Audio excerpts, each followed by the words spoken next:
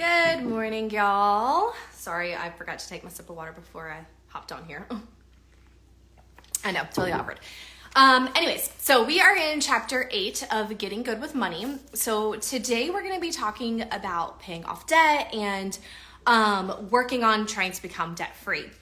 Last week we talked about emergency funds and why they are so important and why I believe that they are even more important right now given the current state of the economy. So if you missed last week's live, go to my profile, find the replay of that one and watch it, because if you don't yet have a starter emergency fund, you need to get one going, and that needs to be where you start before trying to pay off debt. You need to get that starter emergency fund going.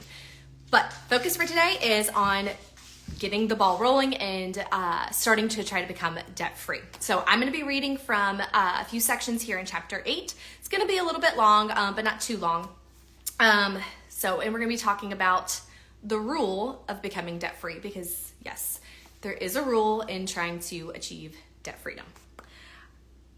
All right, so besides choosing your method for tackling debt, whether you choose the debt snowball method or the debt avalanche method, you need to commit to following one rule. Stop using all forms of debt. I know following this rule is going to be hard for you because it was hard for Pat and me as well. It's also going to challenge everything you've ever been told about money. But if you're truly serious about becoming, and most importantly, staying debt-free, you're going to have to follow this one rule. Stop using all forms of debt. Like right now. That means no more credit cards and no new loans and no borrowing money from friends or family. I know this is hard, but it is the only way to achieve your goal of becoming debt-free. If you have credit card debt, you need to cut up those cards. You don't have to necessarily close them, but you do need to cut them up or put them on ice or bury them in a drawer somewhere. You need to get them out of your life. Going cold turkey is the only way to break the bad habit of relying on credit cards to pay bills or bail you out in an emergency. Again, why having an emergency fund is so important. All right, so how to kill off debt. No matter which debt paying method you choose, you'll need to take specific steps to kill off your debt. By now, you should know how much debt you have accumulated, which if you do not know how much debt you have, I want you, as one of your challenges, to write down all of the debts you have, their total balances, and tally that up and see for yourself just how much debt you have. All right, and let that number sink in, because that's the mountain that you're about to climb. You are going to conquer this beast. When you are building your starter emergency fund, you first determined how much money you would need to survive 6 months without an income. You then worked backward to determine a much easier amount to focus on. That amount became the goal for your starter emergency fund. And for the next 3 months or so, you focused only on that one goal. That laser focus is what enabled you to achieve your goal. The same principle applies here, no matter which debt payoff method you choose. You're going to focus only on that first debt on your list. If you choose the debt snowball method, you're going to start with the debt that is the smallest balance. If you chose the debt avalanche method, you are going to start with the debt that has the highest interest rate. So step number 1, make a debt payoff a priority in your budget. So look over your quick start budget. Do you have any money you can add to your minimum payment toward that first debt on your list? If so, go ahead and pay that money. Then repeat this process every time you update your budget. If you have a regular, unchanging income, you might want to set aside a specific dollar amount each month to pay toward that debt. If you have an irregular income, use any leftover money you have each month. Step number 2, keep reducing your expenses. So remember all that cutting and reducing of expenses we did to build a starter emergency fund back in chapter 7? Well, if you haven't yet worked on eliminating or reducing your expenses, today is the day to do it. The fastest way to pay off debt is to make as much room as possible in your household budget. This may require some temporary sacrifices, such as giving up subscription services or eating out or gym membership, but they will be worth it in the end. So remember why you began this journey to pay off debt and free yourself from this burden. Keeping your why in front of you will help motivate you when the sacrifices become hard. Step number 3, find additional ways to generate additional income. Just as we did with our starter emergency fund, you're going to need to find ways to generate additional cash so you can kill off that first debt on your list. This includes selling anything and everything you don't need anymore, and you may also need to think about picking up a second job, signing up for extra shift work. Sorry, my dog is under my feet, so if you see me moving a lot, I'm trying to move around my dog, so I apologize. signing up for an extra shift at work, or starting your own side hustle. Some ideas for a side hustle are teaching or tutoring online through sites such as VIP Kid or OutSchool. OutSchool does not require a formal education in teaching. Another idea is to freelance your services. If you're an accountant by day, you can outsource your services online as a bookkeeper. If you're an administrative assistant, you can offer your services as a virtual assistant. If you're a stay-at-home mom to young children, you can offer childcare services. My best advice when figuring out a side hustle is to make a list of all the skills and talents you have and start researching how you can transfer them into services. Then find the one that works best for your skills and schedule. Step number 4, pay the debt. This step is obvious but all important. You absolutely must pay the additional money you find, make, or earn towards your debt. Remember, you're just focusing on that first debt, but it's not going to pay itself off. You have to put action behind your goal. There isn't a book, online course, podcast, or YouTuber that's going to reach into your bank account and pay off that debt for you. You have to be the one to make it happen. A word to the wise. No one taught Pat and me how to become debt-free. And the truth is, I can't really teach you either. When it comes to paying off debt, just like losing weight, I can hand you the tools you need to do it, but it's up to you to put them into action. If you would have told me 7 years ago, a terrified pregnant mama, that we would be debt-free, own our home outright, and be able to live without financial fear, I wouldn't have believed you. I was afraid, and for a while, I was paralyzed by that fear. Living free of any form of debt seemed unbelievable. At that time, I didn't know anyone who didn't have a credit card payment, car loan or two, boat loan or mortgage. I only knew that when it came time to buy a car, you went to a dealership, traded in your old one, and signed on the dotted line for a new one, praying you could afford the payments every month. I had no idea that a debt-free life was possible. It took moving past my paralyzing fear and taking those first steps to get across the finish line. If you want the freedom and security of a debt-free life, then you too are going to have to quit relying on credit cards and loans to save you in a time of need. You're going to have to work hard, sell a few things, reduce your spending, and pay off debt. If you do that, then you'll cross the finish line faster than you could ever believe you could. Okay, so let's chat. I get this question all the time, so I'm gonna go ahead and just answer this one right away. A lot of people want to know if I think that credit cards are bad, if I follow like the Dave Ramsey philosophy of if you have a credit card, you're basically going to hell. I don't believe that. I don't believe that credit cards are inherently bad. There's lots of people I know that, they do the travel hacking with their credit cards and everything like that. But the problem is that if you have had that habit of swiping that credit card, of going into debt each time you hit a hiccup, then you have to do something drastic. And that's why you will have to cut up those credit cards. You'll have to put them away, whatever. If you don't want to close them, I totally get that, totally understand. But you have to do something drastic to stop yourself from just constantly reaching for that, because that is now a habit for you. You may not realize it's a habit, but it is a habit that when you are you've developed this habit of anytime you experience a hiccup, you reach for that MasterCard, you reach for that Discover card, you reach for those credit cards to swipe and to be able to save you in the time of distress. And so you don't want that to happen. You don't want to keep that habit going. You have to break the habit. And so that means you got to do something dramatic in order to do so. And that's why I suggest cutting them up. Whether or not you close them or not, that is totally up to you. I'm going to allow you to figure out if that's what you need to do and that's what you want to do.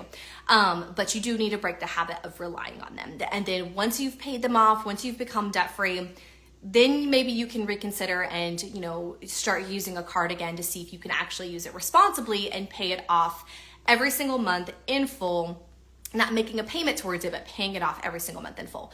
If you can do that, you are definitely a unicorn, because most people cannot, which is why so many people are suffering and burdened with debt to begin with. So again, I don't think that you're going to hell if you have a credit card. Don't think you're going to hell if you don't close those accounts. I just think that you have to do something drastic in order to prevent that habit from coming back into play, because the last thing you want to do is continuously set yourself back further. Another question that I get often is about debt consolidation, loans, or debt consolidation companies.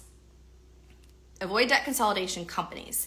If a debt consolidation loan is something that will help you, say if you have a bunch of different debts and they have like crazy high interest rates, or just the interest rates themselves vary so much that you're struggling to make any dent in your debt, a debt consolidation loan can be helpful. Me and my husband did do this. However, this is the big caveat here. They can be helpful, But once again, you have to cut up or close those cards. You have to get rid of them, because once their balances are free, and you have one payment that you make every single month towards that big debt consolidation loan. So, let's just say it's $10,000. But now that $10,000 is no longer sitting on various credit cards. That old habit of reaching for that credit card and swiping it and saving yourself, or buying the shoes, or not paying attention to your money, going on autopilot, it's going to creep back in, which is why you have to cut up the cards. You've got to put them away, because that is where me and my husband failed. When we took out our debt consolidation loan, we did not do that. We did not cut up the cards. We did close quite a few of them, but we still each kept one credit card open in our name, but we didn't cut it up. We didn't put it away. We didn't do anything like that. And instead we found ourselves sinking right back into debt. And that debt is what was crippling us when, back in 2013, when we started our debt-free journey, those two credit cards were crippling us. And so that's why I say, if you're going to do the debt consolidation loan route, you have to cut up the cards. They can be a great way to help you if you do have crazy interest rates and all of that. And where you can go to try to get one of those loans is to actually contact the banks that you already have credit cards with. A lot of those banks offer the debt consolidation loans, or personal loans. That's what they sometimes call it. Just give them a call and they can walk you through it. That's what I did, and the lady helped me walk through on how to pay for all of it. So those are the two big things that I get asked all the time. So I wanted to kind of address those. The other thing, again, as I said when I started this video, if you don't yet have your starter emergency fund, that needs to be priority number one. Priority number two then would be to start making a dent in your debt to free up your income every single month. Because especially with our unstable economy, I don't have a crystal ball. I don't know what's going to happen. I don't know if the economy is actually going to crash, if we're going to have a recession, if the inflation is going to go to 12% or whatever. I don't know.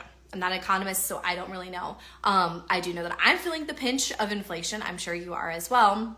And of course, my husband being in construction, he owns his own construction company. It is scary, because usually construction gets hit pretty hard when the economy kind of goes, right? They get hit pretty hard. And so, we have a very beefy emergency fund for that reason. And so emergency fund is number one priority. Paying off debt is the second priority. The reason that paying off debt should be part of your goals, again, I said part of your goals because emergency fund is number one.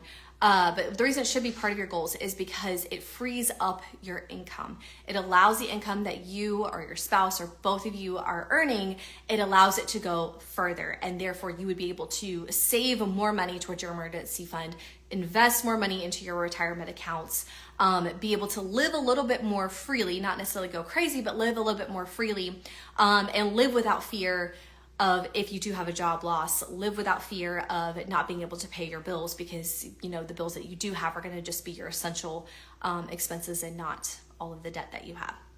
So your challenge for this week is to, if you have not already, to list out all of your debts. I'm a huge fan of the debt snowball method, only because that's what we used, but there's lots of people who have lots of success with the debt avalanche method.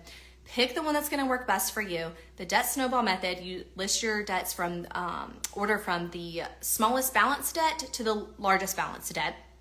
And then the debt avalanche method is where you order them from the debt that has the highest interest rate to the debt that has the lowest interest rate.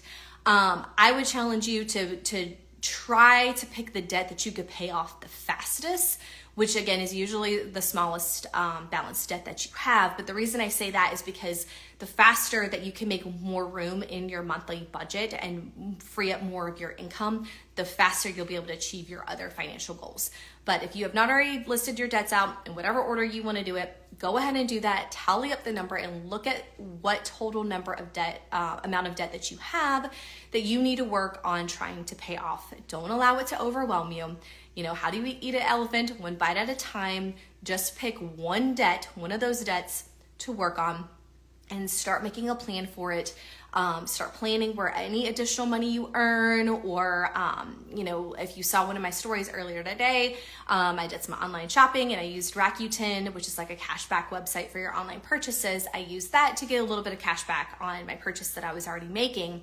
And back when we were on the debt-free journey, anytime that I had to make an online purchase, I used Rakuten. And so when we would get paid from Rakuten, because they pay out every single quarter, I would take that money, even if it was say $10, right? Even if it was only $10, I would immediately take that $10 and I would throw it to whatever debt we were currently working on to pay off.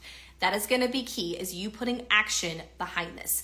As Tony Robbins says that, action trumps knowledge every day of the week. You can sit there and read all of the books, take all of the courses, listen to all the podcasts and the YouTubers out there. But if you don't put action behind that knowledge, it's doing you no good. So make sure that you make it a priority, whatever your financial goals are, that you make it a priority to do something with any additional money that you either find in your budget from cutting expenses, earning additional income, whatever it may be, and you do something for your future self with it. All right, so next week will be our last week where I'll be going live talking in chapter 11. I'll actually be reading the entire chapter 11 because I think it's really, really good. And it's actually one of my favorite chapters that I wrote, even though I put it towards the back of the book. But I did that, because I'm an avid reader as well. And so I wanted to keep people engaged with my book. So I put it towards the back. But chapter 11 is one of my favorites. And so I'm going to be reading the full chapter. So I will see you then.